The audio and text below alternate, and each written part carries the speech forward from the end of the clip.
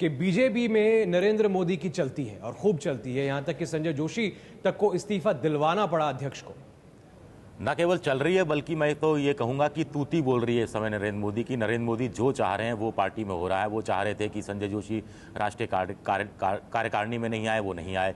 वो चाह रहे थे कि मुंबई से जो ट्रेन वाया गुजरात दिल्ली जाती है उस ट्रेन से नहीं जाएं, वो नहीं जाएं। वो चाह रहे थे कि उनको पार्टी से ही निकाल दिया जाए, कार्यमुक्त कर दिया जाए, तो पार्टी से ही मुक्त कर दिया गया। लेकिन अब बड़ा सवाल ये है कि इसके बाद क्या? अगर बीजेपी में अगर हम ये मान के चले संघ की पूरी बैकिंग है, बीजेपी की पूरी बैकिंग है, नितिन गडकरी की पूरी बैकिंग है और संघ एक बड़ा जुआ अगर नरेंद्र मोदी को सामने लाकर खेल रही है, तो इसके तत्कालिक दो फॉल आउट कहीं कहीं नजर आते हैं। एक, बीजेपी में आपस का झगड़ा और ज्यादा बढ़ सकता है, और दूसरा कहीं ना कहीं एनडीए में भी कहीं ना कहीं हम बिखराव का कहीं ना कहीं कोई एक आशंका हम देख सकते हैं बीजेपी के नज़रिए से देखा जाए तो।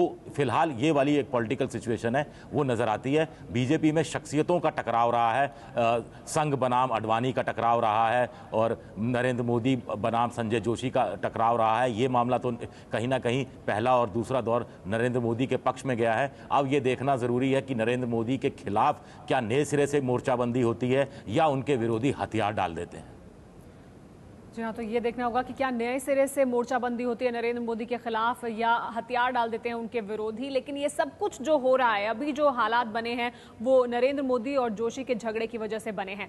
लेकिन आपको बताते हैं कि दरअसल ये झगड़ा है क्या। मोदी और जोशी ने गुजरात बीजेपी में साथ साथ काम किया है। 1995 में वाघेला की बगावत के बाद नरेंद्र मोदी को हटाया गया था। जोशी की वजह से मोदी को दिल्ली भेजा गया था। संजय जोशी उस वक्त गुजरात में रहे और नरेंद्र मोदी को दिल्ली भेज दिया गया। मोदी की जगह जोशी को संगठन सचिव बनाया गया था। पार्टी के भीतर सत्ता के संघर्ष की एक अनूठी कहानी है इन दोनों के झगड़े की।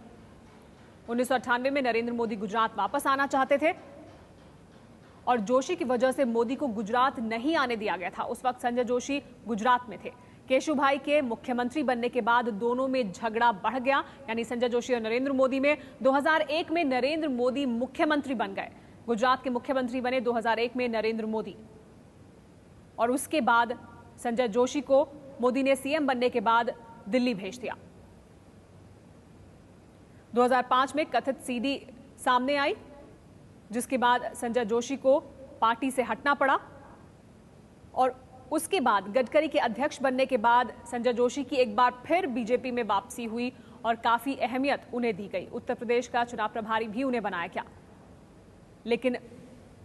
लेकिन अब नरेंद्र मोदी ने एक बार फिर, तब जबकि कार्यकारिणी की बैठक थी बीजेपी की मुंबई में, उसके पहले जोर डाला। गडकरी ने जोशी को यूपी का प्रभार दिया था। उत्तर प्रदेश का प्रभार देने की वजह से नरेंद्र मोदी उत्तर प्रदेश में चुनाव प्रचार के लिए नहीं आए थे। नाराज मोदी प्रचार के लिए उत्तर प्रदेश नहीं आए थे क्योंकि संजय जोशी उस वक्त यहां प्रभारी थे।